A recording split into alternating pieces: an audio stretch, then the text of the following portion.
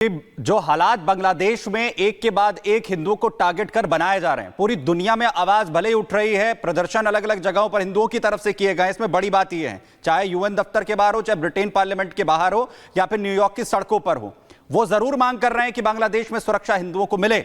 लेकिन हमारे देश से किसी राजनीतिक दल की तरफ से, जो कि विपक्ष में है, उनकी तरफ से कोई आवाज नहीं आ रही है। और बांग्लादेश में हिंदुओं को टारगेट करना, यह एक अलार्मिंग सिचुएशन क्या भारत के लिए भी है? क्या चेतावनी है? क्या आप समझ जाइए। नहीं, बिल्कुल आप ठीक बोल रहे हैं। ये तो बड़ा दुर्भाग्य की बात है। ये तो बांग्लादेश में आप देखिए जिस प्रकार से बेरहमी से हिंदुओं को कत्लेआम किया जा रहा है, उनके बस्तियों को जला दिया जा रहा है। और कहीं ना कहीं चूंकि वहां से कई लोग संपर्क में हमारे संगठन के लोगों के हैं, हमने कई लोगों से बात भी किया वीडियो कॉन्फ्रेंस के माध्यम से, और उनको आशा दिलाया कि हम लोग भी यहाँ पे प्रयास कर रहे हैं, आप चिंता ना करिए। लेकिन वहां पे हर हिंदू कहीं ना कहीं डरा हुआ है। और जिस तरीके से सवाल इस बात का है, इसके जड़ में हमें जाना होगा, आखिर ये लोग क्यों कर रहे हैं इस प्रकार से, और पूरे दुनिया में ऐसे क्यों कर रहे हैं। जब हमें एक हिंदू को बचपन से ही सिखाया जाता है वसुधैव कुटुंबकम, पूरा विश्व परिवार है, सब हमारे भाई है, और एक तरफ सिखाया जाता है कि यह जो है काफिर है, जो मूर्ति की पूजा करता है या जो इस्लाम को नहीं मानता, तो स्वाभाविक रूप से कट्टरपंथियों के मन मस्तिष्क में पूरी तरह भर चुका है कि यह तो जो है काफिर है, यह जीने का अधिकार नहीं रखते, ये हमारे दुश्मन है, या तो ये कन्वर्ट हो जाए या तो ये मरने के हकदार है। इनकी जमीन संपत्ति, महिला, बेटी सब हमारे उस पे कब्जा करने का अधिकार बनता है। आप देखो ना, लड़ाई किसकी थी? लड़ाई इनकी सरकार से थी, लेकिन सरकार से लड़ते लड़ते मंदिरों को तोड़ने लगे, सरकार से लड़ते लड़ते हिंदुओं को नरसंहार करने लगे, मारने लगे। हजारों हमारे हिंदू मार दिए गए वहां पे। और सबसे दुर्भाग्य की बात यह है कि यहाँ पे जो विपक्ष हर बात बात में आलाप करता है, विधवा विलाप करने लगता है, कोई कुछ हो जाता है घटना तो हजारों हिंदू मार दिए गए और मौन सब सन्नाटा छाया हुआ है। आप देखो विपक्ष, कोई नेता कोई कुछ बोलने को तैयार नहीं, कोई कुछ करने को तैयार नहीं। तो यह बड़ा दुर्भाग्यपूर्ण है। हमारे भारत की बांग्लादेश की सीमा पे हिंदुओं का जमावड़ा लगा है, वो चाहते हैं किसी तरह घुसे। कम से कम विपक्ष ये भी कहता कि भाई जो नागरिक संशोधन बिल था उसी के अंतर्गत हिंदुओं को, बांग्लादेश के हिंदुओं को स्थान दे दिया जाए, उनको बुलाया जाए, उनको रहा जाए, क्योंकि जान बचा तो लाखों पाए। लेकिन कोई विपक्ष में कोई इस तरह की आवाज देने वाला नहीं है। बहुत ये कहीं ना कहीं पूरी दुनिया देख रहा है, कहीं ना कहीं पूरा देश देख रहा है, और इसे हर हिंदू कहीं ना कहीं मर्माहत है। और यह शुभ संकेत नहीं है, यह बहुत ही दुर्भाग्यपूर्ण है, ये ठीक हालात नहीं है। और जिसमें बल्कि कांग्रेस के नेता सलमान खुर्शीद और कह रहे हैं कि भाई ये तो भारत में भी हो जाएगा। आप जरा सोचिए कि कहां तक आग लगी है, उसको शांत किया जाना चाहिए, वहां हिंदुओं को जो है बचाने की बात करनी चाहिए। तो यहाँ पे कह रहे हैं कि जी भारत में भी इस तरह के हालात हो जाएंगे। भारत में हालात करके क्या करोगे भाई? तो ये कांग्रेस का एक अपना एजेंडा है, वो अपने एजेंडे पे काम कर रहे हैं, और वो चाहते हैं कि हिंदू चाहे कितना भी मरे, हिंदू चाहे कितना भी लूटे, हिंदू बहन बेटियों की कितनी भी सम्मान की क्षति पहुंचे, उनसे कोई लेना देना नहीं है। वो सिर्फ जो है वो टुकड़े टुकड़े गैंग के समर्थन करने वाले लोग हैं, वो सिर्फ जो है मुस्लिम तुष्टीकरण करने वाले लोग हैं। और यही राजनीति जो है कहीं ना कहीं बड़ा देश के लिए भी दुर्भाग्य है। और आपके पास आएंगे रॉबिन जी का मैं करना चाहूंगी। रॉबिन सर, मेरे दो सवाल है आपसे। पहला तो ये कि जो वहां के हिंदू हैं, जो अल्पसंख्यक है, उनकी ओर से मांग की जा रही कि अलग से मंत्रालय बनाइए, आरक्षण दीजिए, क्या यही दो फैसले काफी होंगे वहां पे कत्लेआम को रोकने के लिए, या कुछ और कड़े कदम उठाने की जरूरत है वहां की सरकार को, ताकि ये सब रुके, कम से कम थमे कहीं जाकर के? सिर्फ इतने से बात बन जाएगी या कुछ और सजेस्ट करेंगे आप? बिल्कुल नहीं, और वो जो चीजें होंगी वो आने वाले वक्त में होंगी। इमीडिएट अगर कुछ होना है तो इमीडिएट बांग्लादेश में मानिए मार्शल लॉ लगना चाहिए, तभी तो ये इमीडिएट, पहले तो इस इमीडिएट मारकाट को रोका जाए ना।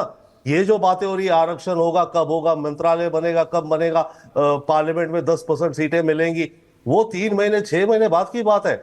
हमें तो अगले 3 से 6 घंटे देखना चाहिए ना।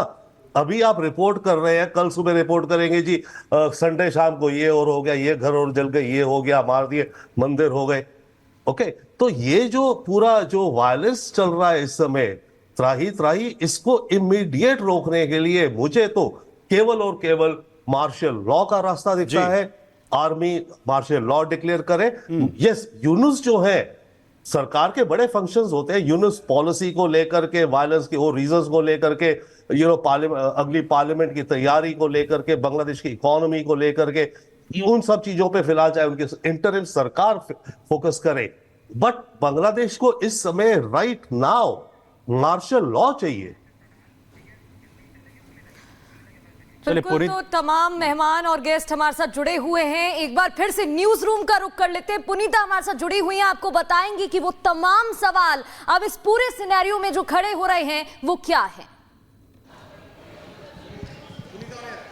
तो देखिए, बांग्लादेश में हिंदुओं पर लगातार अत्याचार हो रहा है, उससे लेकर सवाल पूछे जा रहे हैं। रिपब्लिक भारत के भी कुछ सवाल हैं, जरा क्या सवाल है वो आपको बता दें। देखिए, लगातार बार बार हिंदुओं पर जो हमला हो रहा है, आखिर क्यों हमला हो रहा है, ये बड़ा सवाल है। इसके अलावा सवाल नंबर 2 ये कि बांग्लादेश में आखिर चुन चुन कर ही हिंदुओं को निशाना क्यों बनाया जा रहा है, ये सवाल नंबर 2। सवाल नंबर 3, क्या आपको बता दें कि जिस तरीके से अंतरिम सरकार की नियुक्ति वहां पर हो चुकी है, तो आखिर कट्टरपंथियों पर लगाम क्यों नहीं लगाया जा रहा है, ये सवाल नंबर 3। और आगे बढ़ते हैं चौथा सवाल ये है कि कट्टरपंथी जिसके इशारे पर चल रहे हैं, आखिर वो कौन है, ये भी बड़ा सवाल यहाँ पर उठता है, क्योंकि स्थिति जो है लगातार बिगड़ती हुई बांग्लादेश में नजर आ रही है। इसके पीछे हाथ कट्टरपंथियों का बताया जा रहा है।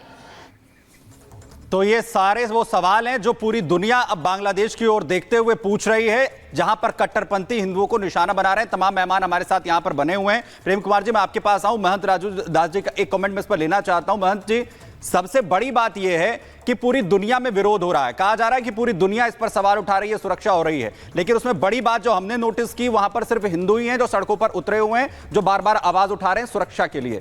और दूसरी बड़ी बात, वो लोग कहां चले गए जो कहते थे ऑल आइज ऑन गाजा। अब ऑल आइज बांग्लादेश पर नहीं हो रही हैं, अब आंखों पर पट्टी बन गई है।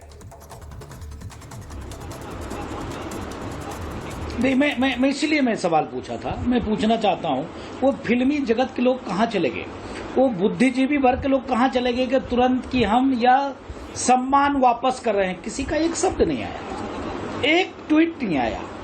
उन्होंने सरकार से नहीं मांग किया कि हाँ भाई, बांग्लादेश में मानवता को सर्वसार करने वाली घटनाएं हो रही है। भाई, आरक्षण के नाम पर सरकार के खिलाफ था, आप सरकार का विरोध करो ना, सरकार से मांग करो ना, सरकार क्या कर रही है, कैसे कर रही है, आपका आंतरिक मामला था। लेकिन उस आंतरिक मामले में आप मठों को जलाना, संतों को मारना, मंदिरों को तोड़ना, हिंदू बेटों की इज्जत लूटना, विश्व में विरोध होता है। इस बात की है। बिल्कुल, आपकी आवाज प्रॉपर नहीं पहुंच रही है। रुक करेंगे आपका एक बार फिर से। राज मिश्रा जी स्टूडियो में हमारे साथ मौजूद हैं। मिश्रा जी, देखिए, लगातार बात हो रही है, डिस्कशन हो रहा है, वो इसलिए भी क्योंकि हम बात करते हैं अपने नेबरिंग कंट्री की। बॉर्डर पर किस तरीके से बीएसएफ के जवान मौजूद हैं, वहां अब बांग्लादेश में जो अल्पसंख्यक हैं उनकी भीड़ भी जुटती दिखाई दे रही है। इसका, इस पूरे माहौल का भारत पर कैसे असर पड़ सकता है, ये भी बताइएगा। देखिए, जब अपने भाई, साधारण सी बात है, आज समझ आया होगा शायद भारत के जो हिंदू लोग हैं, आज आपको एक बात समझ आना चाहिए कि जो सिटीजन अमेंडमेंट जो बिल आया था, उसका कितना महत्वपूर्ण, कितना जरूरी है हमारे सीए, हमारे लिए कितना इंपॉर्टेंट था। आज उसके बेस पर कम से कम जो हिंदू बाहर रह रहे हैं, जो लोग यहां रह गए, तो जो बेचारे पहले आ गए हैं, कम से कम उनको नागरिकता मिलना जरूरी था या नहीं था। जो लोग भारत पर, जब भी किसी देश के अंतर्गत जनरली होता यह है कि बाहर अगर कुछ कई मुस्लिमों के खिलाफ यहां पर कुछ हो जाए या किसी अदर कंट्री के अंतर्गत कोई बात हो जाए, तो हमारे देश के मुस्लिम भी छाती पीटना शुरू कर देते हैं, और उसके साथ जो यहां के उनके जो विशेष विचारधारक नेता है वो उस पर छाती पीटना शुरू कर देते हैं। आज यहां दुर्भाग्यपूर्ण है कि यह हुआ हिंदुओं के खिलाफ है, इसलिए हिंदुस्तान में ना तो इस पर प्रदर्शन हो पाएगा और ना ही कोई इसके विरोध के लिए खड़ा हो पाएगा। सबसे बड़ी बात तो देख लीजिए, हिंदुस्तान में अगर मुस्लिमों को छोटी सी खरोच आ जाए तो पता नहीं कितनी कंट्रियां तैयार हो जाती हैं कहने के लिए, नहीं जी हम तो ये कर डालेंगे, हम तो वो कर डालेंगे। शायद कुछ दिन पहले जब एक कानून आया था, जब विरोध प्रदर्शन हो रहा था यहां पर एक कानून के खिलाफ, तो हमारे यहां के मुस्लिम कह रहे थे हम यूनाइटेड नेशन में जाएंगे। अरे आज वो मुस्लिम कहां चले गए भाई? आप यहां अपने आप को माइनॉरिटी समझते हैं, उसी प्रकार हमारे भाई वहां भी तो माइनॉरिटी हैं। अब उनके पक्ष में जाइए ना यूनाइटेड नेशन में। आप उठिए, एक भी मुस्लिम नेता की बात कर रहा हूं, विपक्ष तो दे ही नहीं रहा है, लेकिन जो जो मुस्लिम यहां माइनॉरिटी में है उनका एक व्यक्ति उठ करके आता कि वो साहब तो नहीं सलमान होना खुर्शीद जो कि खुद भी मुस्लिम है, वो तो ये कह रहे हैं, दरअसल वो तो उम्मीद जता रहे कि जैसे हालात बांग्लादेश में है हाँ, वैसे वैसे यहाँ भी होना भारत में भी होने की उम्मीद जता रहे हैं। मैं प्रेम कुमार के पास जाऊंगी। प्रेम कुमार जी, आपकी वो टिप्पणी मुझे अब तक समझ में नहीं आई कि चूंकि भारत ने शेख हसीना को शरण दी है लिहाजा वहां पे कुछ हो रहा है, क्योंकि ऐसा पहली बार तो हुआ नहीं है। शेख हसीना के परिवार को उसके पहले भी इंदिरा गांधी सरकार ने शरण दी थी, और ये तो हमने भाईचारा निभाया ना, हमने तो एक अच्छा काम किया जहां पे एक महिला की जान खतरे में थी, हमने शरण दी है यहां पर। तो ये टिप्पणी कहां तक जायज है कि चूंकि हमने शरण दी लिहाजा वो जो गुस्सा है वो बांग्लादेश में फूट रहा है हिंदुओं को लेकर के?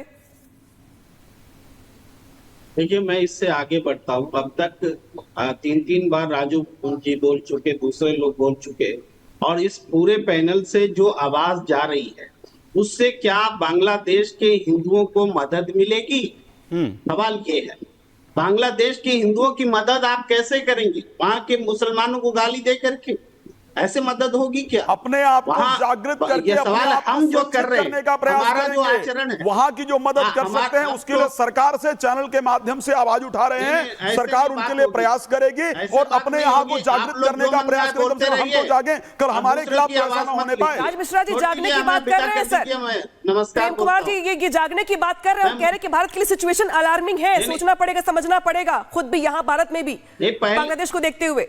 नहीं, पहले तो बात करने का तरीका डेवलप करिए। एक तो बोलने मुझे नहीं मिल रहा है, और जब मैं बोलता हूं तो दूसरे तमाम लोग बोलते हैं। मैं नहीं, छोड़ अब आप दीजिए, बोलिए मैं सर, जाता हूं, बोलिए नहीं बैठता हूं पैनल पे।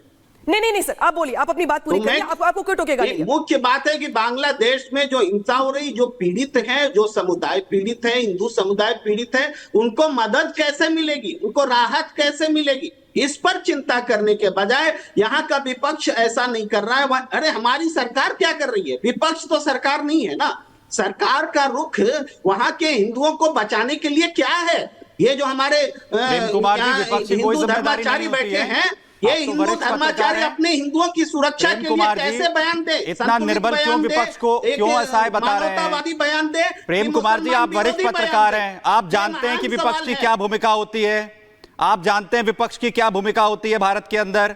आप कह रहे हैं कि विपक्ष की क्या जिम्मेदारी है, आप सरकार पर सारी जिम्मेदारी डाल रहे हैं। विपक्ष की कोई भूमिका नहीं होती है, उन्हें कुछ बोलने की जरूरत नहीं होती है, सिर्फ ऑल आइज ऑन गाजा ही होती है sir. Sir, all eyes on Gaza ही होती है सर। होती है विपक्ष की भूमिका। नहीं है सर कोई भूमिका, पहला सवाल सरकार से कोई होगा। भूमिका नहीं है। ये भूमिका है सर पहला विपक्ष की। सवाल सलमान सरकार खुर्शीद से ये होगा। कहें कि भारत के अंदर भी इस तरीके के हालात होने वाले हैं, ये भूमिका है सर विपक्ष की। उनकी भूमिका यहां पर सामने आती है सर। बात बात पर बाइकॉट करने नहीं, वाला, बात ये बात जो पर बहिष्कार बयान करने वाला, दिया गया बात था, बात पर संसद न चलने देने वाला राजनीतिक विपक्ष बयान इतना था, सहाय है सुन सर। लीजिए, ये हिंदुओं के संदर्भ में नहीं था, आप लोग ट्विस्ट कर रहे हैं।